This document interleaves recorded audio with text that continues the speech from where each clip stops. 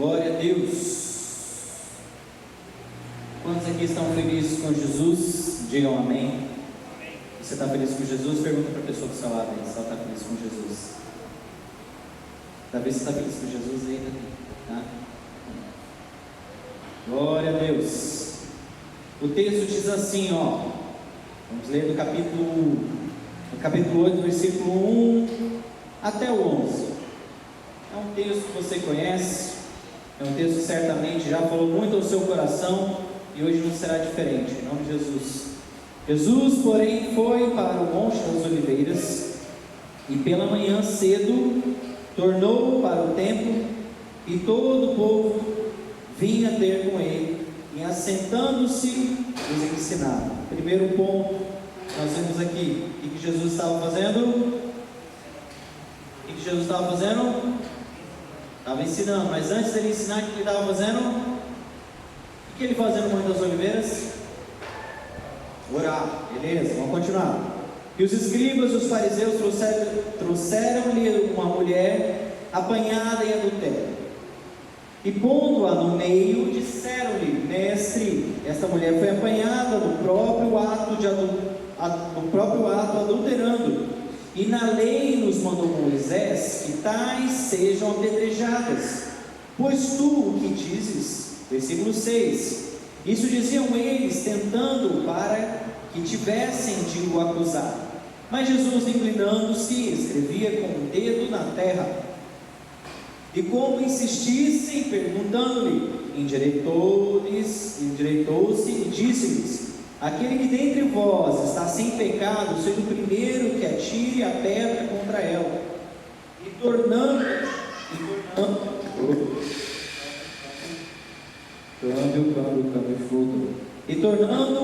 a inclinar-se, escrevia.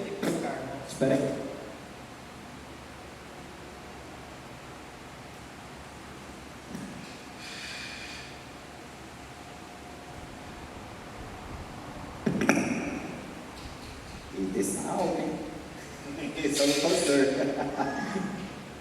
E tornando a inclinar-se, escrevia na terra. Isso aqui tá gostoso, cara. Top. Versículo 10: Endireitando-se Jesus e não vendo ninguém mais do que a mulher, lhe disse: Mulher, onde estão aqueles teus acusadores? Ninguém te condenou? E ela disse: Ninguém, Senhor. E ele disse-lhe Jesus: Nem eu também te condeno. Vai e não peques mais. Esse é um texto que talvez você conta ele de trás para frente, frente para trás, porque é um dos textos mais emblemáticos, não é não? Dentro da trajetória de Jesus aqui na terra, onde nós vemos a simplicidade de Jesus, a maestria como ele conduziu a situação, nos mostra o quão Jesus ele é poderoso para até confrontar o nosso coração mediante algumas coisas. Mas eu queria pensar algumas coisas com os irmãos. Eu orando, quando estava orando, pedindo um direcionamento para Deus sobre essa mensagem, e impactado com o que a gente tem visto nos noticiários, da violência por aí, né? Nós vimos essa semana aí, né, aqueles seguranças espancando violentamente, ninguém espanca sem violência, né? Mas espancando, falei uma redundância, né? Subir para cima, descer para baixo, né? Espancando lá aquele cidadão, o cidadão veio a óbito, né? E aí, num outro noticiário aqui do estado, a gente viu uma notícia de uma situação do ano passado, de uma mulher que foi espancada lá em Bonito por um PM, e a violência dos atos, irmãos, aquilo, sei lá, eu gosto de filme de guerra, mas parece que filme de guerra a gente se prepara entendendo que aquilo é filme de guerra, mas quando você vê aquilo na realidade, você fala assim: meu Deus do céu, onde as coisas vão parar? Quantos aqui também não ficaram assim, estarrecidos com o que viram, né? São cenas extremamente fortes, onde já se viu, né, cenas chocantes, sabe? Você vê a pessoa ali, a situação lá dos seguranças lá do Carrefour lá, o jeito dos caras segurarem, mandando o braço no cara, e o PM na mulher lá em Bonito, o cara socando a mulher, assim, meu Deus do céu, aquilo chega a dar um troço ruim no coração. E aí Deus me trouxe essa situação, e eu falei assim: o que mais, Deus? Então ensina-nos nessa noite. ensina-nos ao que o Senhor quer nos falar. E o Espírito Santo começou a conduzir meu coração em algumas questões, começou a falar algumas coisas comigo, e me veio esse texto, na mente. Irmãos, é notório, não é de hoje que nós vivemos dias em que o mundo está tão tenebroso, está tão violento, está tão terrível, que essas cenas, apesar de elas serem chocantes, parece que elas estão se repetindo cada vez mais. Só que o mundo não é assim hoje, o mundo sempre foi assim. A morte de cruz era uma das mortes mais bárbaras e violentas possíveis. A morte, eu estava assistindo, eu e minha esposa descobrimos um camarada, Rodrigo Silva, eu acho que é isso. É um cara top, um cara assim, que o cara é estudioso, o cara é doutor dos doutores lá, o cara vai fazendo as palestras dele, citando, tipo eu estou citando o texto bíblico aqui, ele cita as palavras no hebraico, contexto, para lá. E aí uma das palestras dele, que ele fala sobre a morte de Jesus e a ressurreição, como que prova-se, né, qual é a prova, né, histórica de Cristo ressuscitando, e ele fala que essa morte, ela não era destinada para qualquer um. A morte da cruz não era destinada para qualquer um. Irmãos, a morte na cruz, ou empalar pessoas, que é quando você coloca a pessoa numa estaca, atravessa a pessoa que nem um churrasquinho, né? Isso não era uma coisa nova. Isso era uma coisa que eles praticavam assim, sabe, com uma certa frequência, porque era uma morte, quando se empalava alguém, ou quando se crucificava alguém, crucificava-se para mostrar para o outro, ó, faz, você vai parar ali também. Então, além de ser uma das mortes mais bárbaras que existia, a morte de cruz, ela também servia para uma lição, para ensinar para alguém que quisesse repetir aquilo também. E essa morte de cruz é uma morte tão bárbara, que ela só era destinada para o cara que era a escória da humanidade. Então, não era qualquer um que ia para a cruz, era o cara que aprontou demais, ele ia para a cruz. Não eram os inimigos políticos, era o cara que realmente causou um impacto muito grande dentro da sociedade e assim por diante. E o nosso Cristo foi tratado como tal.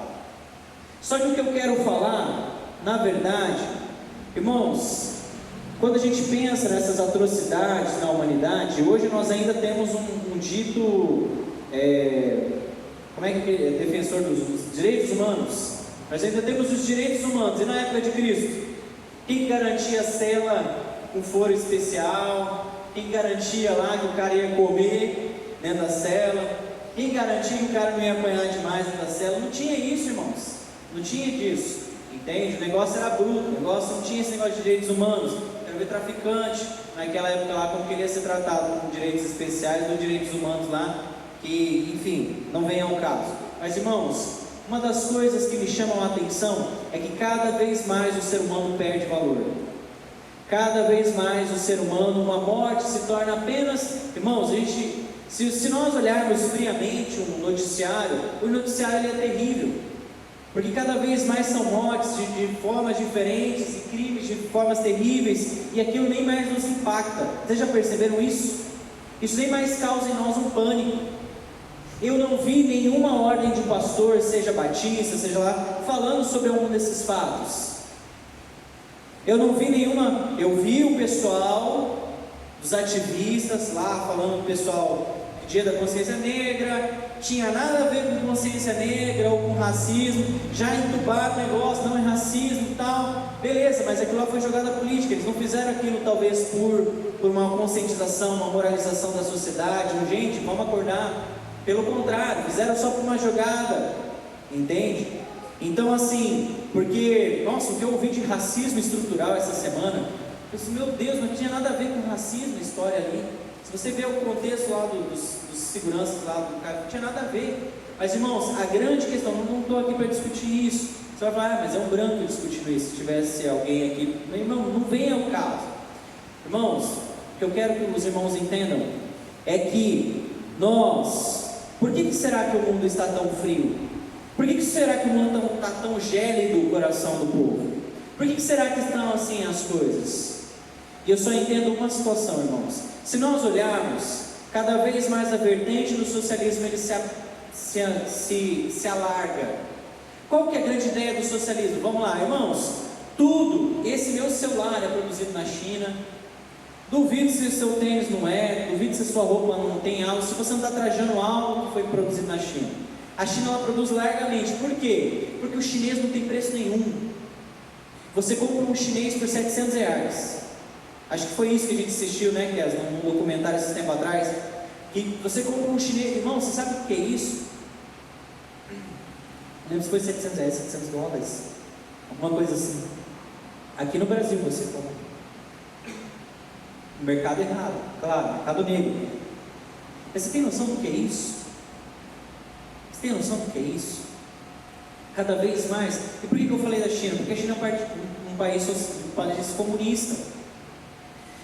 Qual que é a ideia do comunismo, do socialismo? Olha, vamos na teoria, é muito lindo na teoria. A teoria é perfeita.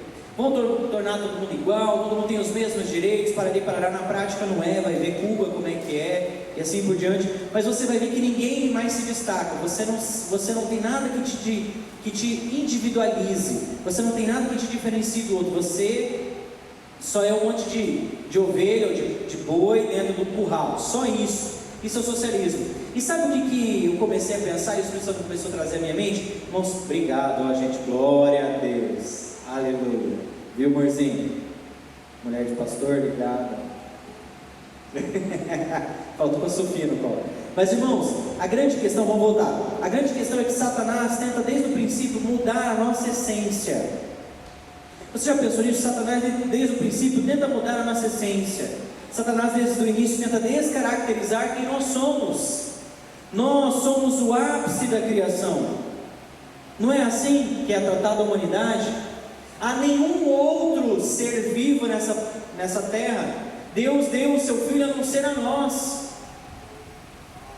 Nós somos aqueles que Deus criou e nos coroou como ápice da criação. Deus deu ao homem o privilégio ou a responsabilidade de cuidar do jardim. Ou seja, irmãos, só uma característica, só uma curiosidade. Quando Deus caminha lá no jardim do Éden, a Bíblia fala que Deus chega no final do dia, passeando pelo jardim como ele já fazia.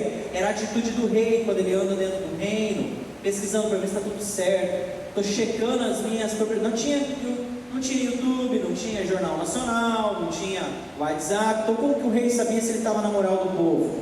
Ou se o povo ainda estava servindo ele? O que o rei fazia? Ele dava um rolê em volta do reino. E aí ele via se o povo estava a favor dele. E é isso que o texto fala. Deus estava, como de costume, ao final do dia, passeando pelo jardim. E cadê o Adão e Eva? Então, irmãos, tínhamos um reino. E esse reino, o que Satanás fez? Ele deturpou. Ele tirou o homem desse reino. E hoje nós fomos banidos, né? Se nós olharmos a história, lá no Jardim do Éden, o homem não retornou mais. Cadê o Jardim do Éden, irmãos? A NASA já achou? Com seus satélites e seus... Alguém já achou o Jardim do Éden? Não tem Jardim do Éden. Não tem mais. Porque ou ele foi chupado para o céu, Deus tomou de volta o Jardim do Éden, ou ele está invisível numa camuflagem super gospel, né? Traje especial, onde a gente não consegue enxergar o Jardim do Éden. Mas, irmãos, a verdade é uma só. Satanás desde o início tenta tirar da humanidade a essência do que ela é. Fazer o que aconteceu? Quando Satanás derrubou a humanidade, o que ele fez? Ele fez com que a gente perdesse o brilho da glória de Deus. E quando nós olhamos para a humanidade, o que Satanás está fazendo hoje? Não, socialismo de novo, não, vou tornar todo mundo igual, porque a gente tira individualidade, você não tem mais essência, você não sabe mais o que você é. E é interessante que parece que assim, cada vez mais a mídia, os sistemas, assim por diante, está governando o povo como se fosse uma manada. Irmãos, nós precisamos entender que o ser humano, ele tem um valor mais importante, um valor superior a qualquer outra coisa. Se nós entendêssemos a importância do ser humano, nós vendíamos esse tempo para ajudar pessoas. Se nós entendêssemos de fato a importância das coisas, você venderia seu carro, sua casa, assim por diante. Porque quanto vale uma vida? Foi a pergunta que eu fiz esses dias atrás para aqui de novo. Quanto vale uma vida para você?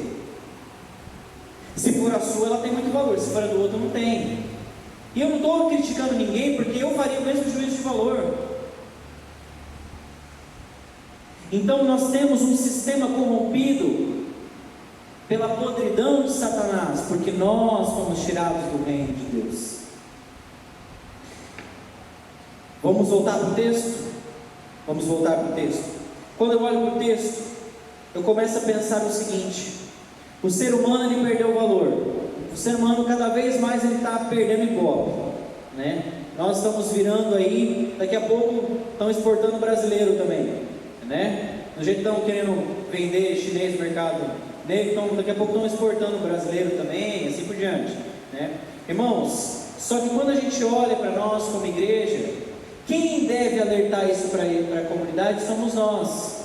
Só que aí eu pergunto, quando a gente olha para o texto, Jesus, ele estava, versão Lucas, atualizada, contextualizada, Jesus estava de boa no templo. E se a gente ler o texto, Jesus, ele saiu do Monte das Oliveiras, ele estava orando, foi para o templo, e chegou nele as pessoas, tendo que Jesus ensinasse. Primeira coisa que eu aprendo com Cristo nesse texto: eu preciso ser notado aonde eu estou. As pessoas vieram até Jesus, porque Jesus tinha autoridade, ele tinha algo para oferecer.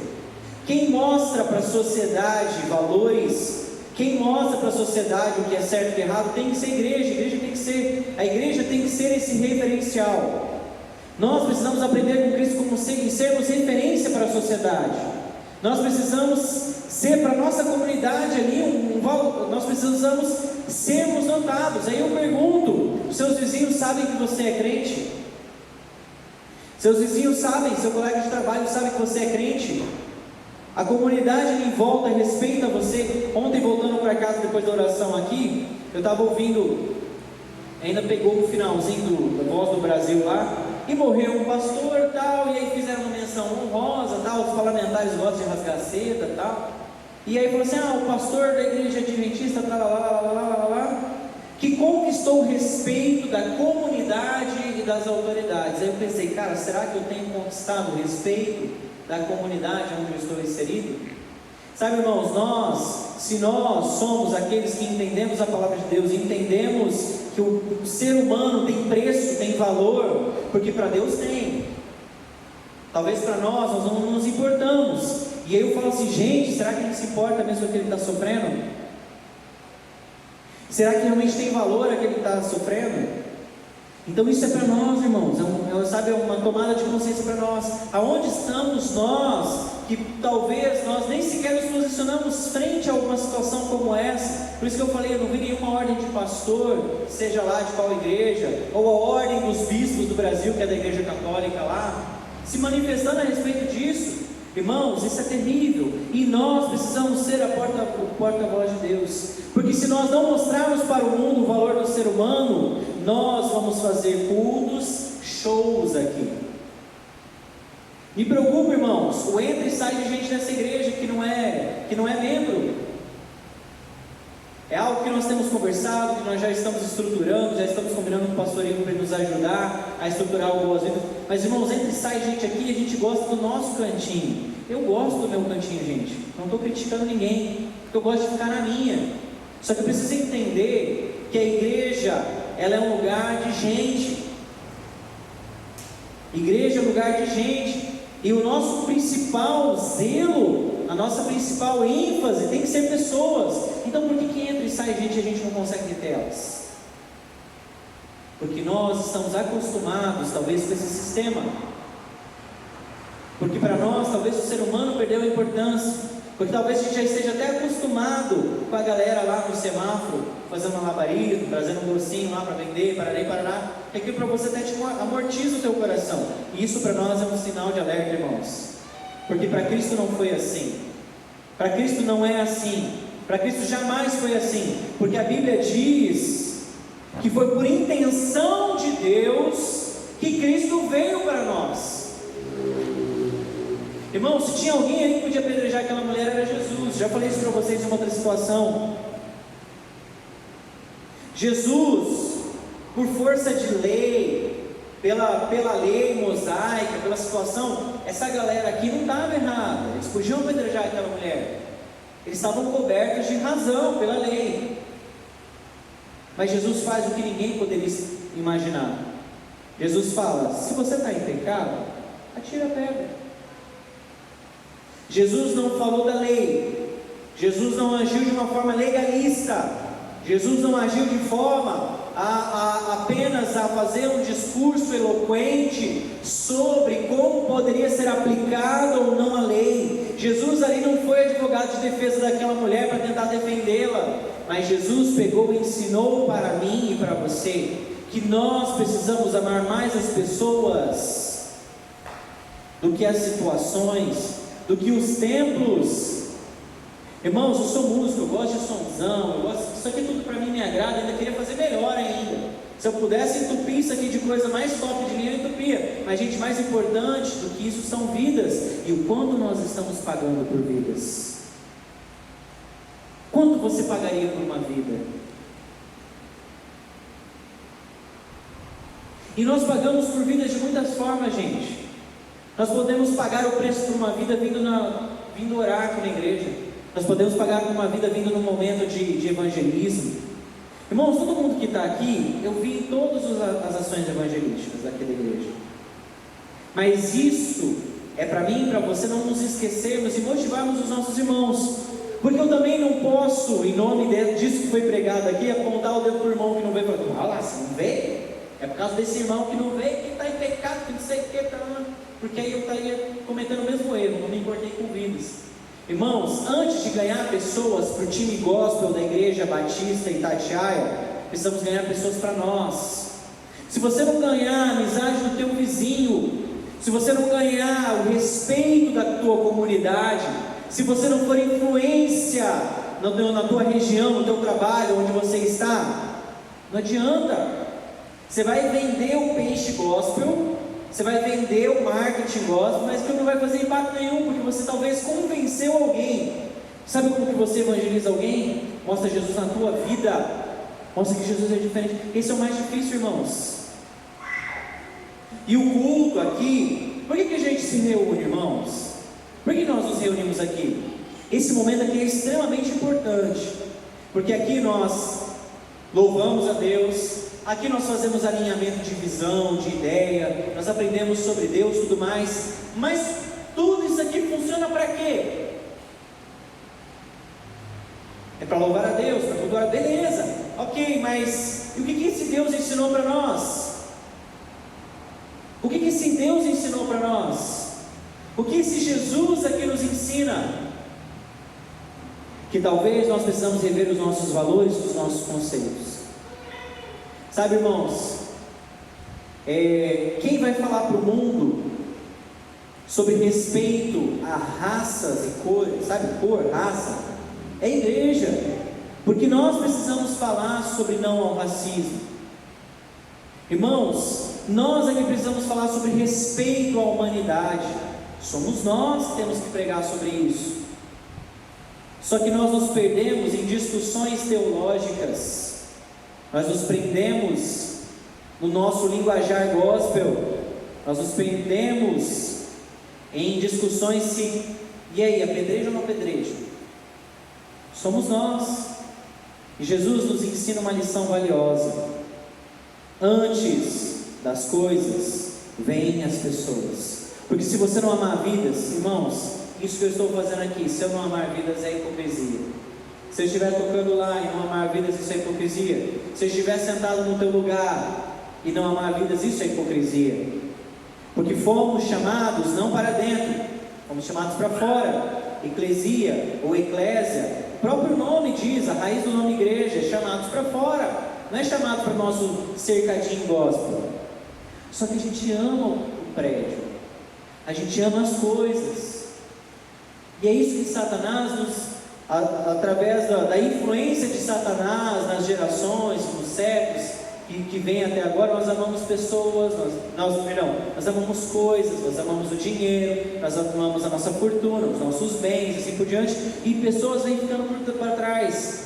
Aí quando aparece uma pessoa que é humanitária, alguém tipo Madre Teresa de Calcutá, quando aparece um cara chamado Gandhi, quando aparece o Martin Luther King, a gente fala: oh, que pessoa diferente. Cara, ele é pessoa normal. porque ele sacou o que tinha que fazer mesmo. Aqui tinha que ter um monte de Madre Teresa de Calcutá, irmãos. Não estou falando de religião, tá? Não estou falando de hinduísmo, do catolicismo. Eu estou falando de pessoas que amam pessoas e que se doam por pessoas. Porque se nós não nos doarmos por pessoas, isso que estamos fazendo é balela, é conversa. Nosso tempo maior de ser gasto tem que ser em discipulado, em cuidado, em visitação. Irmãos, eu me cobro estar aqui. Eu me cobro estar aqui. Por quê? Porque eu entendo que toda vez que eu venho orar, eu entendo que todas as vezes que eu venho para alguma programação, que por mais que para mim não seja a que me dá mais afinidade, irmãos, eu faço porque eu entendo que é para o reino, eu entendo que eu estou fazendo com uma missão, porque todos os nossos trabalhos, irmãos, não é para nos enriquecer. Quem ficou mais rico depois que começou a vir para a igreja? Irmãos, eu não tenho trava no bolso para dinheiro, para investir em alguma coisa aqui dentro. Então, se fosse para ficar mais rico ou mais pobre, na verdade, então era o contrário, né? O pastor, quanto o senhor gasta todo domingo de manhã com o café da manhã antes da EBD?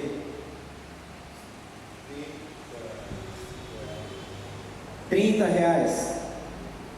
Multiplicando isso por 4, são 4 domingos no mês. Se for a 30, R$120. Ele fica pobre, R$120 todo mês, para fazer com que haja uma comunhão. Vocês entendem? Irmãos, eu só citei o exemplo do pastor porque é mais fácil, só porque é mais fácil. Mas eu quero dizer que você e eu podemos fazer a mesma coisa. Nós podemos fazer a mesma coisa. Nós só precisamos entender uma coisa: Cristo sempre nos ensinou uma grande lição. Ele veio pela humanidade. Jesus não veio para consertar o sistema. Jesus não veio para instituir um novo sistema político. Jesus não veio para, sei lá o que, fazer uma revolução histórica. Jesus veio para mudar vidas, para salvar vidas. Esse é o propósito de Deus. Irmão, você já pensou por que Jesus teria vindo se não fosse por pessoas? E é isso que eu e você precisamos entender. É isso que eu e você precisamos raciocinar. Mas, irmãos, no meio do caminho, lendo o texto, uma outra coisa que me chamou a atenção: por que Jesus escrevia no chão? E tem tanto bafafá teológico sobre o que Jesus estava fazendo ali quando ele escrevia no chão. Se tem um simbolismo disso, daquilo, outro. Eu li um comentário bíblico que eu achei muito interessante. Jesus, ele escreve no chão, isso foi de um comentarista bíblico, para ignorar. Porque aquilo foi uma besteira tão grande que eles fizeram ali, que Jesus falou assim: não, cara, deixa eu ficar aqui, peraí, Os caras falaram assim: cara, Jesus está zoando a gente, né? Aí os caras falaram: Jesus, e aí, Jesus? Jesus falou: oh, meu Deus do céu, vou desbaratinar esses caras. Gente, vocês não estão vendo que isso é uma besteira? Quem não tem pedra, quem não tem pecado, tira a primeira pedra. Irmãos, no meio do caminho, isso mostra para mim e para você o seguinte: que no meio do caminho haverão distrações para tirar eu e você do foco. A gente se preocupa com a feijoada que a gente vai fazer para promoção tal, e a gente não se importa com o irmão que não está vindo para visitar, ou aquele que está doente a gente não visita.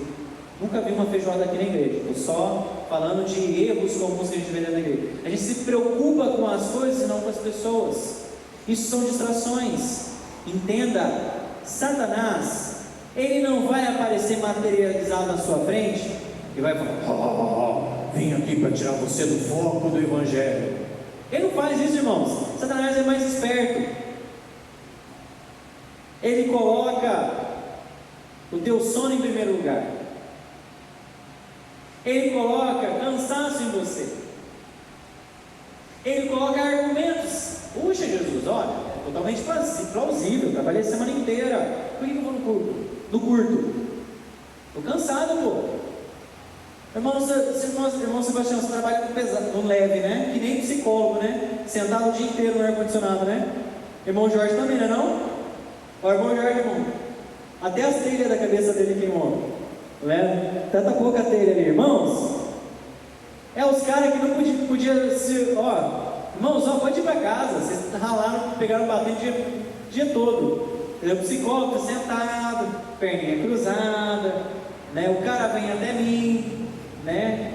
Irmãos, o psicólogo é o bicho mais preguiçoso que existe na face da terra. Eu fico sentado o dia inteiro, você vem até mim, você conta os seus problemas, eu te dou as ferramentas para você resolver os seus problemas e no final de tudo você me paga. Vai estudar. Irmãos, o bicho preguiçoso é o bicho psicólogo. Vou falar da minha profissão, tá? Vocês conhecem a sua, né? Lá é só contar o dinheiro, lá é só conta dinheiro o dia inteiro, irmãos. Contador, entendeu? Ele conta dinheiro e conta história. Não sei qual que é a ideia do contador, né? Mas irmãos, é simples. Satanás sempre vai tentar tirar a gente do foco. Você sempre vai ter um argumento plausível, justificável, para não estar fazendo o que Deus quer que você faça. E aquilo que eu falei, Satanás não vai aparecer para você, mas irmãos, o sistema está tão para isso, o sistema está tão para isso, de te nos tirar do foco, e nos fazer olhar para o nosso umbigo, que nós nem sequer nos importamos com a essência das coisas. E Jesus nos ensina aqui nessa noite algo muito importante, né?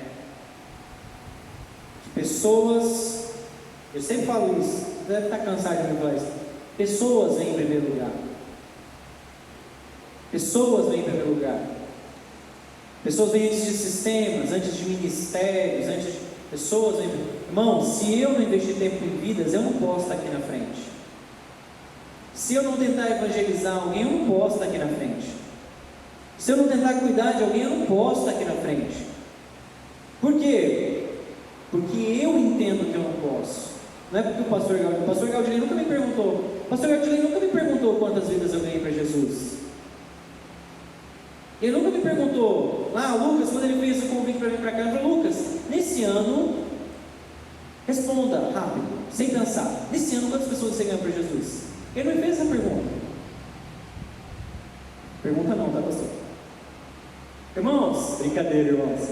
Irmãos, mas é minha consciência. Nós precisamos entender que Deus nos chamou para algo muito importante e valioso. Você é uma vida e você precisa ganhar outra vida. Você precisa gerar outras pessoas. Amém? Aleluia. Irmãos, outra lição, por último, para fechar. Outra lição que eu aprendo nesse texto. Essa mulher, ela representa a humanidade. Essa mulher, ela representa todos aqueles que sabem que estão em pecado. Essa mulher, ela representa todos aqueles que sabem que o que eles fazem estão distantes. Na nossa ação no sábado passado de manhã, que nós saímos aqui em volta, fazendo lá um levantamento demográfico aqui sobre religião, e com o intuito de evangelizar, é interessante que as pessoas sabem que elas não estão 100% com Deus. Ela sabe, teve um que falou para mim, uma das perguntas que nós fizemos foi: se Deus chegasse, se você morresse hoje, você iria para o céu? Teve um senhor que na cara dura falou assim: não, eu não ia para o céu. Eu quase falei: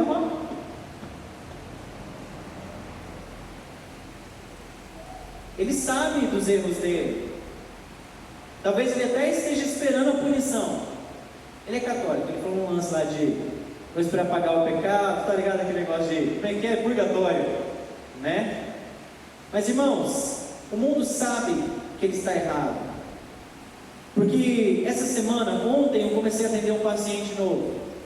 Aí eu fiz uma pergunta para ele, eu falei: cara, como você chegou até mim? Né? Como você conseguiu meu telefone? Ele falou assim: sabe o que é? Eu sei que talvez não venha um caso, mas me falaram que você é evangélico. Tá, isso não é lá o argumento principal que faz alguém procurar uma terapia. E o cara falou ainda assim: sabe o que é? Eu não acredito muito em terapia. Eu falei: beleza, o cara está aqui, é um bom sinal. Se ele não acredita muito em terapia, ele está ali, e ele ainda vem com uma terapia com o evangélico ainda, né? Irmãos, e o que é interessante é que ele falou assim: olha, eu estou muito confuso, porque eu sei que as coisas que eu faço é errado. Irmãos, o mundo sabe. Você não precisa pegar a pedra para criticar o mundo, porque Jesus também morreu por aqueles vigilantes que socaram o cara até a morte. É difícil a gente pensar em coisas assim.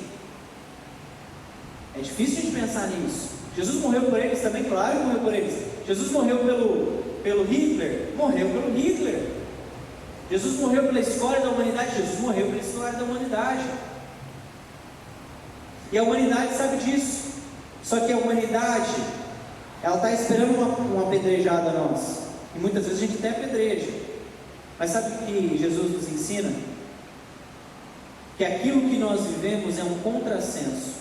Que aquilo que nós vivemos não tem a ver com o que o mundo ensina. Jesus nos ensina que aquilo que vem de Deus, ele é algo que surpreende até mesmo aquele que foi pego de surpresa em adultério. É interessante que Jesus não fala assim: meu filho, perdoados estão os seus pecados, levanta-te e anda. Jesus não faz isso com a mulher, como ele fez em muitas situações. Jesus não perdoou o pecado dela. O que Jesus fala no texto? Vamos ler juntos? Versículo 11: e ela disse: ninguém, Senhor. E ele disse: nem eu também te condeno. Irmão, você tem noção do que Jesus acabou de falar? Jesus falou assim: eu não estou te condenando. Mas ela foi pegar adultério, Jesus. Vamos excluir ela da igreja. Jesus não faz isso. Jesus fala assim: eu também não te condeno. Aí Jesus entra de forma surpreendentemente e fala assim: olha, vá e não peques mais. Porque ela sabia que ela estava errada. O mundo não espera de mim, de você, uma acusação. Entenda, Jesus nos ensina grandes lições nesse texto. Precisamos entender que a humanidade tem importância e valor. Primeira coisa que eu falei para os irmãos, recapitulação para a gente finalizar. Jesus nos ensina que a humanidade esse texto nos ensina que a humanidade tem um valor singular na criação, que Deus se importa de uma maneira violenta com a humanidade. Irmãos, Sofia tomou vacina ontem. Irmãos, me corta o coração ela chorar por vacina. Imagina o filho dele agonizando na cruz. A primeira vez que a Sofia fez o teste do pezinho, outro testezinho, filho da mãe, que foram o dedinho no pé da criança e aperta, e a criança lá se empurrando de gritar. E a Sofia estava com o biguinho ainda, sabe? Estava ainda com o cordão umbilical preso ainda. Irmãos, ela se debateu tanto no meu braço que até terminou de cair o biguinho dela. Irmãos, aquilo me cortou o coração. Eu só não chorei porque eu sou macho. Mas, irmã, eu não chorei na frente dos outros, eu chorei depois. E sabe o que Deus falou no meu coração? Gente, aquilo foi um tapa na minha cara. Deus falou assim: você chorou por causa do choro da sua filha, por algo que é para o bem dela. E Deus me fez lembrar do sacrifício de Jesus na cruz. Irmãos, eu chorei. Eu chorei um monte. Chorei igual o Vitor. Irmãos, quando nós nos acercamos, nós entendemos, quando nós refletimos o tamanho do amor de Deus por nós, a gente fala assim: vamos largar tudo e dar aos pobres. Vamos viver de uma maneira louca e intensa pelo reino de Deus. Essa minha palavra é para você mesmo que está aqui, porque eu estou aqui e ela é para mim. Irmãos, essa palavra é para mim e para você, para que nós possamos ser contagiantes, para que nós possamos ser militantes. O povo das esquerdas gosta de falar militante, companheiro, né? Militante. Irmãos, precisamos ser militantes pelos ideais do reino de Deus. Voltando à recapitulação, Satanás diz que o mundo não tem valor, que as pessoas não têm valor. E cada vez mais essa corrente está ficando forte. Segundo, eu e você precisamos ser referência na nossa comunidade. Precisamos ser pessoas que venhamos conquistar o respeito. As pessoas podem até não querer vir na tua religião. Essas pessoas pelo menos têm que olhar para a tua vida e ver você como uma pessoa que merece. Por que crente não pode beber, irmãos? Uma coisa, para mim, eu tenho uma outra ideia diferente do que todo mundo também fala. Não estou aqui fazendo juízo de valores, mas eu estou também dizendo a respeito, também acrescentando também sobre tudo que você já entende sobre por que crente não pode beber. Irmãos, é muito simples. Se tem um crente que bebe e um crente que não bebe, e tem um não crente que precisa de uma oração, ele vai pedir oração para quem? Para o crente que bebe ou para o crente que não bebe?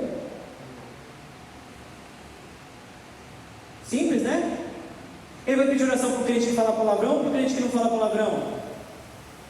Porque o teu testemunho tem que falar mais forte do que aquilo que você fala. Entende? Então por isso que nós precisamos ser vistos e reconhecidos aqui por nossa comunidade e pelas autoridades. Entendem? Seguindo e para finalizar, Jesus, Ele nos ensina uma lição. A humanidade espera uma punição, né? Ela espera uma punição. A humanidade talvez esteja até pronta para isso, se é que eles sabem o que espera eles. Mas sabe, nosso papel não é julgar. Sabe o que Jesus nos ensina nessa lição, nesse texto? Quando Jesus fala, vai e não peques mais, a intenção é de caminho. Vai, tipo assim, para onde que eu vou? Qual direção? Eu e você, nós não somos acusadores, nós somos apontadores. Nós apontamos o caminho.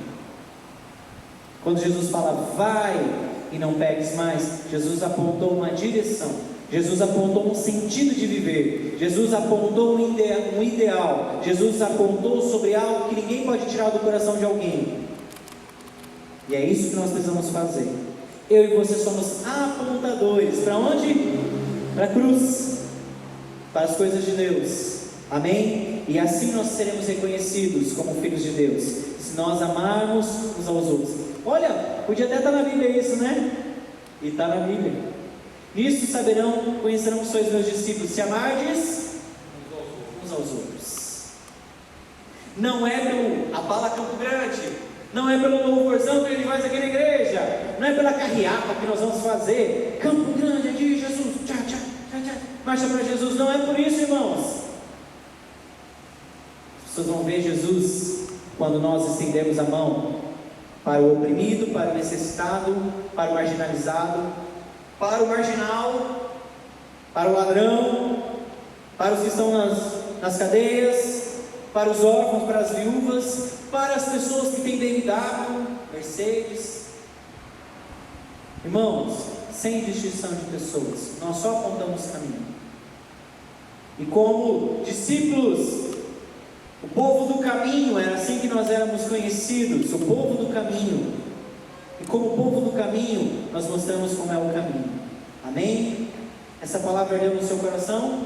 Se não ardeu é porque você tem problema. Brincadeira, irmãos. Tem que arder no nosso coração, irmãos. Quando a gente pensa em amor a vidas, isso tem que arder no nosso coração. E um comentário, só para finalizar, que eu ouvi também lá na Volta do Brasil, né? Que uma parlamentar lá falou que quem viu aquelas cenas e não ficou impactado é porque já está morto por dentro. Eu falei, caraca! E tem muito crente que viu aquilo e não ficou sensibilizado. Irmãos, precisamos ser a voz que o mundo espera ouvir. Talvez não, melhor, precisamos ser a voz que o mundo não espera ouvir.